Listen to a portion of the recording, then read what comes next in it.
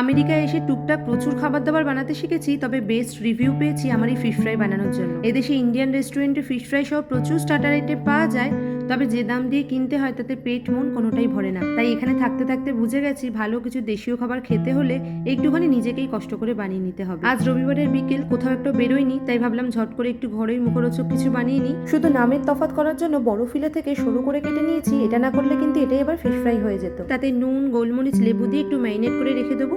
এবার মিক্সিং জারে ধনেপাতা, রসুন, আদা, পুদিনা পাতা, কাঁচা লঙ্কা, গরম মশলা, বিট লবণ, জিরে গুঁড়ো, নুন, লেবুর রস, তেল দিয়ে একটা স্মুথ পেস্ট বানিয়ে নিয়েছি। বাইন্ডিং আনার জন্য এই পেস্টেই ময়দা আর একটু ডিম ফেটিয়ে দিলাম। এবার এই পেস্টের মধ্যে মাছগুলোকে 2 ঘন্টার জন্য ম্যারিনেট করে রেখে দিলাম। তারপর নিয়েছি 3টে পাত্র, একটাতে ময়দা, একটাতে নুন গোলমরিচ দিয়ে ডিম ফেটিয়ে রেখেছি, আর একটাতে নিয়েছি ব্রেড ক্রাম্বস। এবার ঘন্টা 2 পর এই ম্যারিনেটেড ফিশগুলোকে সবার প্রথমে ময়দা, তারপরে ডিম এবং সবশেষে ব্রেড ক্রাম্বসে একটা কোট করে নিলাম। এবার ছুরি দিয়ে চারিপাশটা একটু প্রেস করে নিলাম। ব্যাস, ফিশ ফিঙ্গার একদম রেডি। আমি একটু বেশি করে বানিয়ে এয়ারটাইট বক্সে রেখে দিলাম ফ্রিজারে। যদি হঠাৎ কেউ আসে বা চটজলদি খেতে ইচ্ছা হয়, শুধুমাত্র ভেজে নিলেই হয়ে যাবে।